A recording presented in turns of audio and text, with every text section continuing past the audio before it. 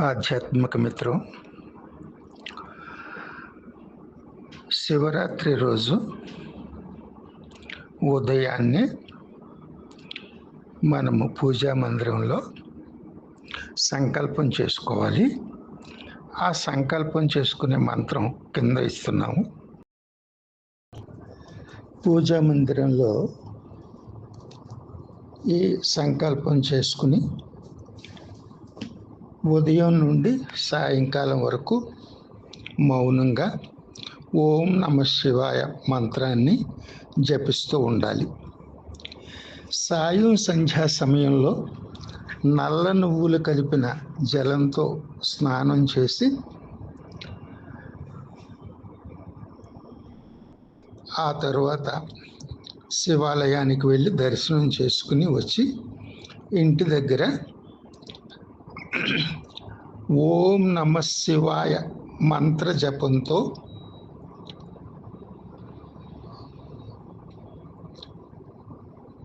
పరమశివుణ్ణి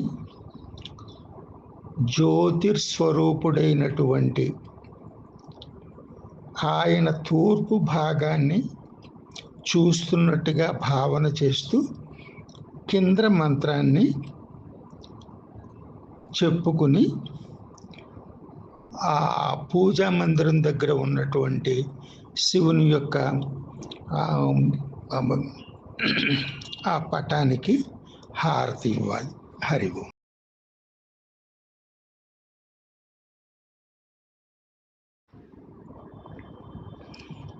ఆ తరువాత ఓం శంకరాయ నమః మంత్ర జపంతో మౌనంగా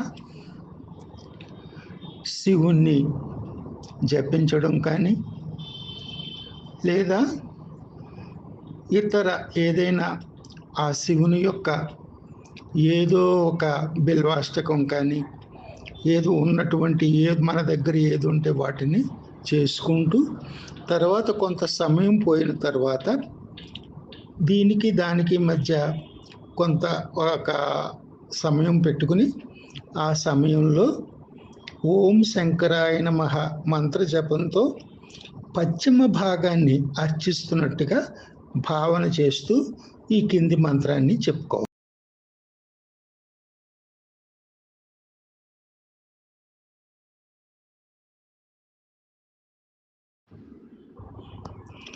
ఆ తరువాత శివునికి హారతి ఇచ్చి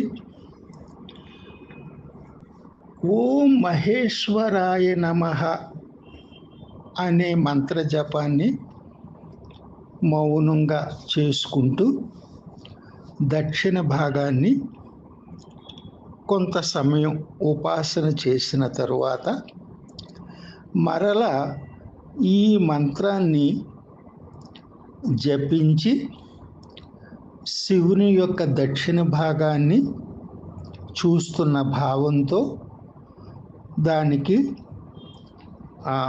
హారతిని తిరిగి ఇవ్వాలి.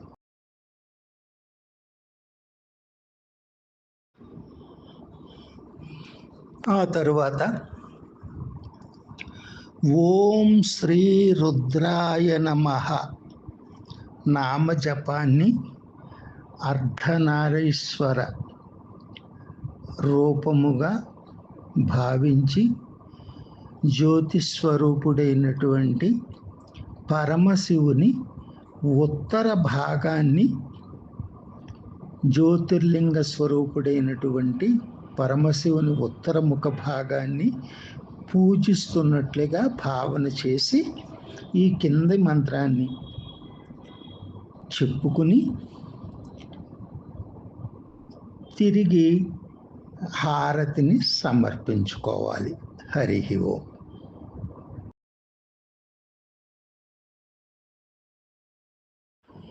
ఆ తరువాత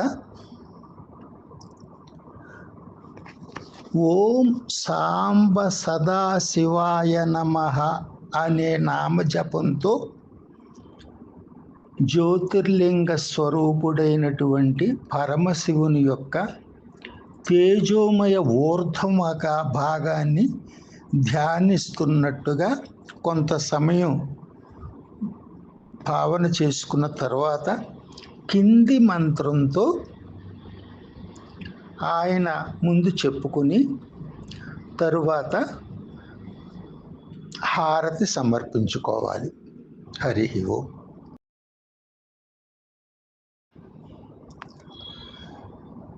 పశుపతినాథ ఆలయంలో 4 ముఖాలతో పాటు శివుని 4 పక్కల దర్శించడంతో పాటు ఊర్ధ్వముఖాన్ని, అధోముఖంగా ఉన్నటువంటి మనం కంటికి కనిపించినటువంటి ఆ భాగాన్ని కూడా ఉపాసిస్తూ ఉంటారు.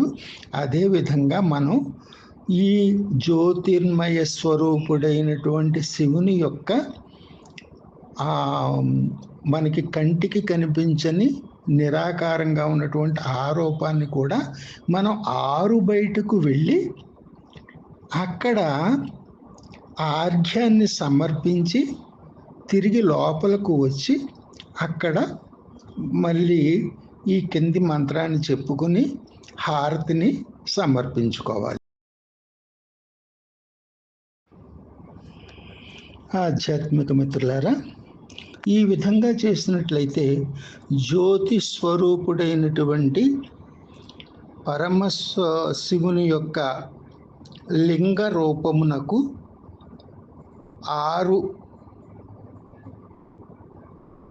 భాగములుగా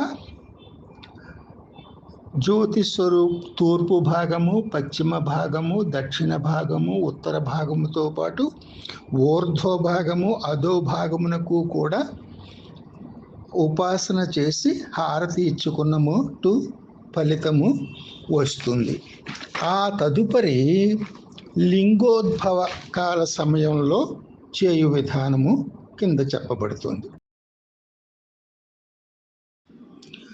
ఈ మంత్రాన్ని చెప్పుకుని శివునికి లఘు పూజ చేసి నైవేద్యము సమర్పణ చేసుకోవాలి. నైవేద్యము సమర్పణ చేసుకున్న తర్వాత ఈ లింగోద్భవ కాలము యొక్క ప్రాముఖ్యతను వివరించుకోవాలి. ఆ తరువాత శివునికి ఫల సమర్పణ చేసి ఈ కింది మంత్రాన్ని చెప్పుకోవాలి. హరి ఓం. సాధక మిత్రులారా, మనము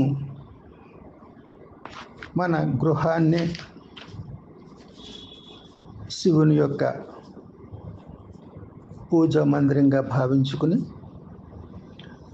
మౌనంగా సాధ్యమైతే కొంత ఉపవాసంతో వీటిని చేసుకున్నట్టయితే చాలా ప్రశాంతంగా ఆ శివుని ఉపాసించుకున్న ఫలితం మనకి దక్కుతుంది. హరి ఓం.